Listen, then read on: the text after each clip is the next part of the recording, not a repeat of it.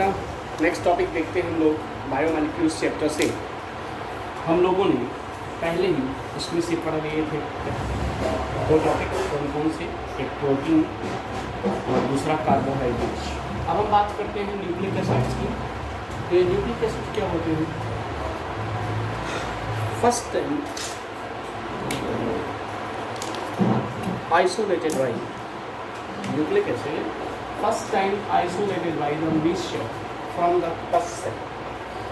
Miescher साहब ने एक साइंटिस्ट थे, इन्होंने सबसे पहले हमारी फर्स्ट सेल से क्या किया, मिशर को इसको न्यूक्लिक एसिड को क्या किया,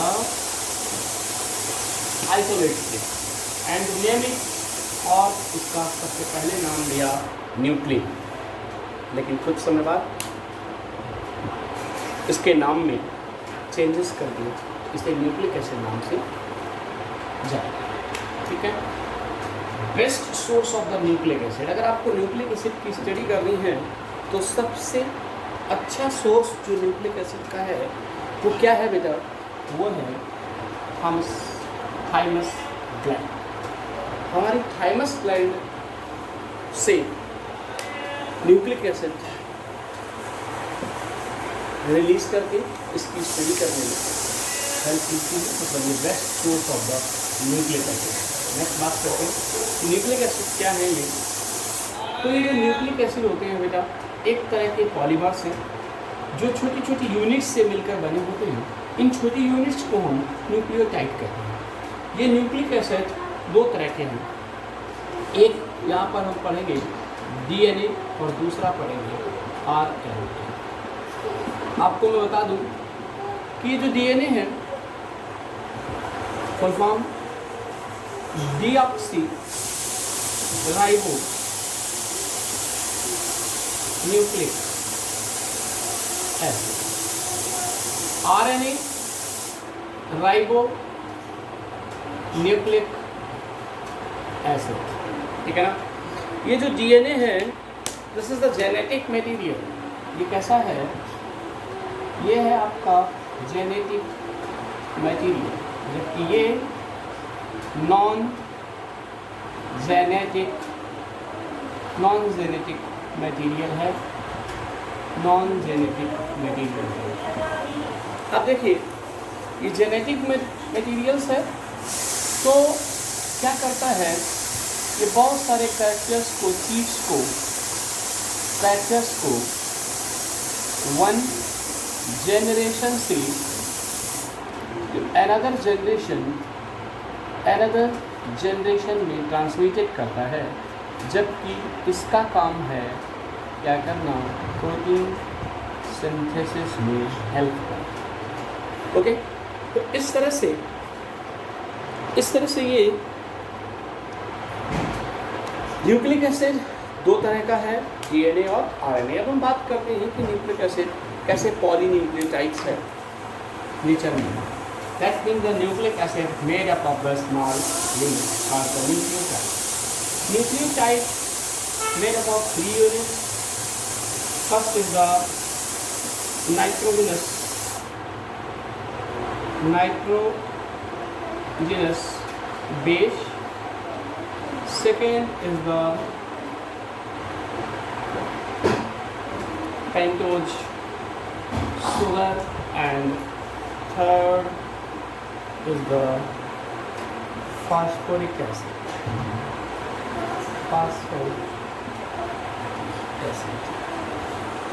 मतलब अगर हमें डेफिनेशन लिखनी है न्यूक्लियोटाइड की तो हम क्या करेंगे? चलिए अब देखिएगा, मैं बात करता हूँ ये जो नाइट्रोजनस बेस, पेंटोज शुगर और फास्फोरिक एसिड, ये 3 कंपोनेंट्स मिलते हैं तो एक न्यूक्लियोटाइड बनता है। फर्स्ट, सेकंड एंड थर्ड, ये 3 कंपोनेंट्स मिलकर के क्या बनाते हैं? एक न्यूक्लियोटाइड बनाते हैं। कभी कभी न्यूक्लियोसाइड आपसे पूछ लिया जाता है, तो उसमें से अगर हम फास्फोरिक एसिड को हटा दें तो हमें क्या मिलता है? इतनी चीज़ यहाँ से यहाँ तक अगर हम देखें So this is the nucleoside. Okay, तो अब हम न्यूक्लियोटाइड को डिफाइन करते हैं तो क्या करते हैं? Nucleotide made up of nitrogenous base, pentose sugar and phosphoric acid. एक एक करके हम फास्फोरिक एसिड, जब फास्फोरिक एसिड जैसे मुझे लिखना है, एक एक करके मैं इसको लिखने कर रहा हूँ। देखिए जरा, फास्फोरिक एसिड, फास्फोरिक एसिड में क्या होता है कि फास्फोरिक एसिड में सेंटर में ये फास्फोरस है जिसकी 3 वैलेंसीज के साथ OH जुड़ा हुआ है। रिमेनिंग 2 वैलेंसीज पर डबल बॉन्ड से ऑक्सीजन जुड़ा हुआ है।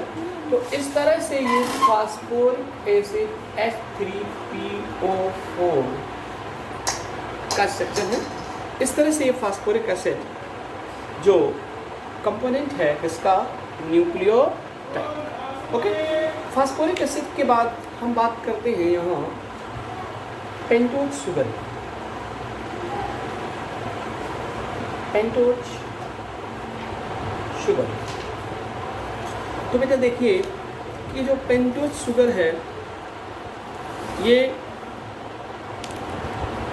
2 तरह की होती है। पेंटोज शुगर का मतलब होता है 5 carbon containing sugar. 5 carbon containing sugar, ऐसी शुगर जो 5 कार्बन से बनी है, ठीक है ना, उसे हम क्या कहते हैं? पेंटोज शुगर कहते हैं। ये पेंटोज शुगर जैसे हम लोग DNA में पाई जाने वाली 5 कार्बन वाली जो शुगर्स है, ये 2 तरह की है। एक इन DNA, एक इन RNA। दूसरी कौन? इन RNA। ठीक है बेटा, DNA एंड, तो DNA में जो पाई जाती है वो है डीऑक्सीराइबोस शुगर। ध्यान दीजिएगा, DNA में पाई जाने वाली शुगर का नाम क्या है? डीऑक्सीराइबोस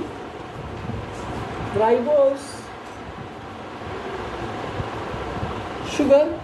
और RNA में है, RNA में राइबोज शुगर पाई जाती है। डीऑक्सीराइबोस शुगर और राइबोज शुगर, ठीक है।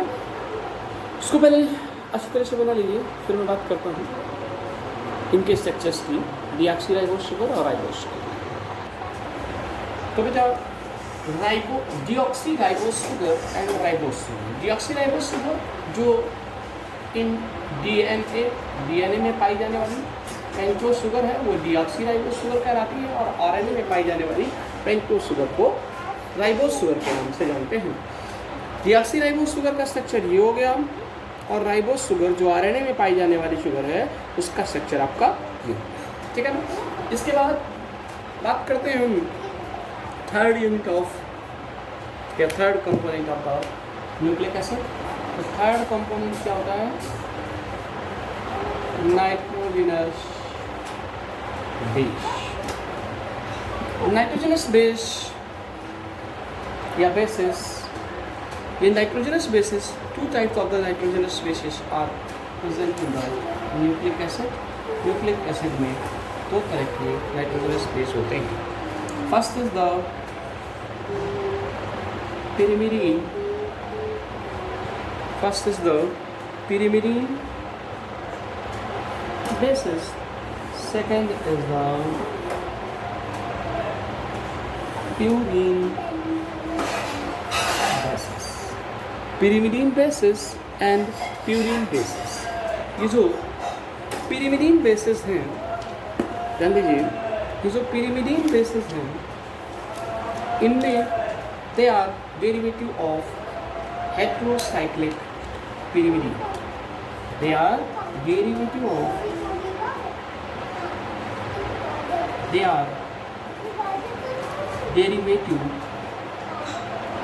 of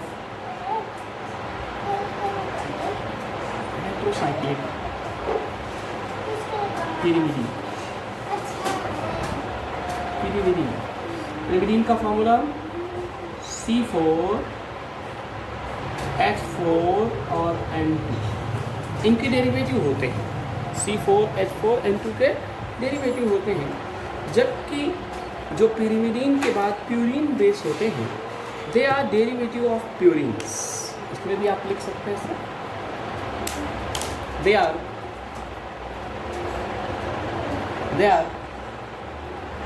derivative of purine. ये प्यूरिन के डेरिवेटिव हैं, in which 6 membered pyrimidine ring is fused। जिसमें क्या होता है, 6 member pyrimidine ring is fused with the 5 member of imidazole ring। Okay, जिसमें क्या होता है,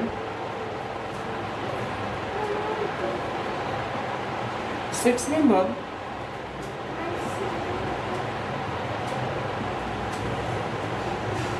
pyrimidine ring plus 5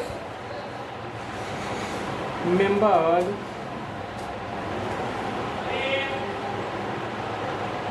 imidazole ring।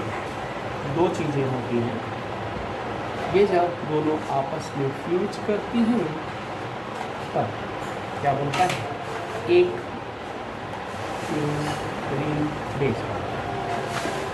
अब मैं यहाँ पर आपको बताना चाहूँगा, क्लियर करना चाहूँगा बेटा, कि ये जो प्यूरिन और पिरिमिडीन बेस है, ध्यान दीजिए, ये जो प्यूरिन बेस है इसमें 3 पिरिमिडीन में कौन कौन होता है। नंबर 1, ध्यान दीजिए, यूरेसिल, थायमीन एंड साइटोसिन। कौन कौन होता है? हाँ बेटा, तो देखिए, जो पिरिमिडीन बेस है उसमें साइटोसिन, थायमीन और यूरेसिल 3 नाइट्रोजनस बेस पाए जाते हैं, जबकि प्यूरिन में एडेनिन और गुआनिन 2 नाइट्रोजनस बेस होते हैं। अब हम इनके स्ट्रक्चर्स आपके सामने रिप्रेजेंट कर रहे हैं, उन स्ट्रक्चर्स को देख लीजिए, ठीक है ना, कि किस तरह के स्ट्रक्चर्स होते हैं साइटोसिन, थायमीन, यूरेसिल और एडेनिन। एक चीज़ और मैं यहाँ पर क्लियर कर दूँ कि ये जो मैं यहाँ पर डी लिख रहा हूँ, जैसे इसको C से रिप्रेजेंट करते हैं, इसको कैपिटल T से रिप्रेजेंट करते हैं, इसको U से रिप्रेजेंट करते हैं, इसको A से रिप्रेजेंट करते हैं और इसको G से। ओके, अब इस स्ट्रक्चर से मैं इनका यूज करूँगा। एक चीज़ और याद रखना, यूरेसिल एक ऐसा पिरिमिडीन बेस है जो DNA में नहीं पाया जाता, सिर्फ RNA में पाया जाता है। यूरेसिल और थायमीन, ठीक है ना, इन दोनों, ये this is the alternative form. मतलब कहने का, यूरेसिल अगर प्रेजेंट है, नहीं है, यूरेसिल DNA में नहीं होगा लेकिन RNA में होगा, तो RNA में थायमीन के स्थान पर क्या होता है, यूरेसिल पाया जाता है। एक चीज़ ये कहीं नोट कर लेना, अभी डिफरेंस में कहा है, ठीक है। अब जरा स्ट्रक्चर देखिए, यहाँ पर मैंने आपको स्ट्रक्चर्स बना दिए। पिरिमिडीन में 3 नाइट्रोजनस बेस, साइटोसिन, थायमीन और uracil. Cytosine structure of thymine and structure of uracil. Purine के 2 नाइट्रोजनस बेस होते हैं, एडेनिन एंड गुआनिन। एडेनिन के लिए ये स्ट्रक्चर्स था और गुआनिन के लिए, ठीक है। तो इन स्ट्रक्चर्स को आप ध्यान से देखकर इन्हें ड्रा कर लीजिए अपनी कॉपी पर। कई बार स्ट्रक्चर्स भी पूछ लिए जाते हैं, ठीक है ना। इस तरह से आपके 3 कंपोनेंट्स जो नाइट्रोजनस बेस के 3 कंपोनेंट्स थे। तो न्यूक्लियोटाइड्स की 3 कंपोनेंट थे, phosphoric acid, nitrogenous base and pentose sugar. ये तीनों यहाँ पर फिनिश होते हैं। अब हम बात करते हैं कि किस तरह से न्यूक्लियोटाइड का, किसी एक न्यूक्लियोटाइड का फॉर्मेशन होता है। ठीक है बेटा, आइए देखते हैं। तो उससे पहले न्यूक्लियोसाइड देख लेते हैं और न्यूक्लियोसाइड से फिर न्यूक्लियोटाइड बना लेते हैं। कैसे बेटा देखिए, तो चलिए देखते हैं कि न्यूक्लियोसाइड प्यूरीन या पिरिमिडीन बेस और पेंटोज शुगर अगर आपस में फ्यूज कर जाएं तो इनके मिलने से क्या बनता है, एक न्यूक्लियोसाइड बनता है। तो ये जो न्यूक्लियोसाइड है बेटा, इसका मैंने एक एग्जांपल दिया। यहाँ पर हमने ये एक नाइट्रोजनस बेस ले लिया। Nitrogenous base N glycosidic bond के थ्रू किससे जुड़ गया, पेंटोज शुगर के साथ जुड़ गया। 5 कार्बन वाली, फर्स्ट कार्बन, सेकंड कार्बन यहाँ, थर्ड, फोर्थ और फिफ्थ, इस तरह से फिर 5 कार्बन वाली एक साइक्लिक मोनोसैकेराइड शुगर के साथ जब कौन जुड़ गया, प्यूरीन या पिरिमिडीन बेस, कोई भी बेस जाकर जुड़ गया तो क्या बन गया, एक न्यूक्लियोसाइड बन गया। ये डीऑक्सीराइबोस या डीऑक्सी न्यूक्लियोसाइड है। डीऑक्सी नहीं, सॉरी, राइबोस न्यूक्लियोसाइड है, क्योंकि ये आरएनए में पाया जाता है। समझ रहे हैं। फिर बात करते हैं हम लोग डीऑक्सीराइबोस न्यूक्लियोसाइड कैसे बनता है। इसके लिए मैंने यहाँ पर स्ट्रक्चर बनाया हुआ है, देखिए जरा ध्यान से। इस तरह से एक बेस लिया, एक पेंटोज शुगर ली, तो यहाँ पर जो पेंटोज शुगर है वो डीऑक्सीराइबोस शुगर है, इसलिए डीऑक्सीराइबो न्यूक्लियोसाइड बना। और यहाँ पर जो पेंटोज शुगर थी वो राइबोस शुगर थी। तो पेंटोज शुगर है वो राइबोस टाइप की है, इसलिए आरएनए का क्या बना, एक न्यूक्लियोसाइड बना। अब देखिए यहाँ पर मैंने एक चीज़ सोची कि जब भी कोई हमें न्यूक्लियोसाइड बनाना होता है तो कोई पेंटोज शुगर, मान लीजिए वो राइबोस शुगर है, एडेनिन से रिएक्ट करती है तो बना हुआ न्यूक्लियोसाइड का क्या नाम होता है, एडिनोसाइन। अगर वो राइबोस शुगर ग्वानिन से रिएक्ट करती है तो ग्वानोसाइन, साइटोसिन से रिएक्ट करती है तो राइबोस साइटोसाइन, यूरिसिन से रिएक्ट करती है तो यूरिडिन। तो इस तरह से न्यूक्लियोसाइड बनते हैं। अब अगर न्यूक्लियोसाइड से हमें न्यूक्लियोटाइड बनाना हो तो कोई भी याद रखना, न्यूक्लियोटाइड के लिए क्या होता है, किसी न्यूक्लियोटाइड में किसी न्यूक्लियोसाइड के साथ जब फास्फोरिक एसिड H3PO4 मिला देते हैं तो वो क्या बन जाता है, न्यूक्लियोटाइड बन जाता है। क्लियर। तो इस तरह से ये कुछ फंडामेंटल स्ट्रक्चर्स थे जो हमें डीएनए में काम आने वाले हैं। डीएनए आरएनए के स्ट्रक्चर थे न्यूक्लिक एसिड पढ़ते समय, इनको हमने यहाँ पर देख लिया। अब हम नेक्स्ट लेक्चर में अपने स्ट्रक्चर की ओर चलेंगे कि डीएनए का स्ट्रक्चर या आरएनए का स्ट्रक्चर कैसा होता है। This is the most important topic for the both biology and chemistry students. Okay, चलिए।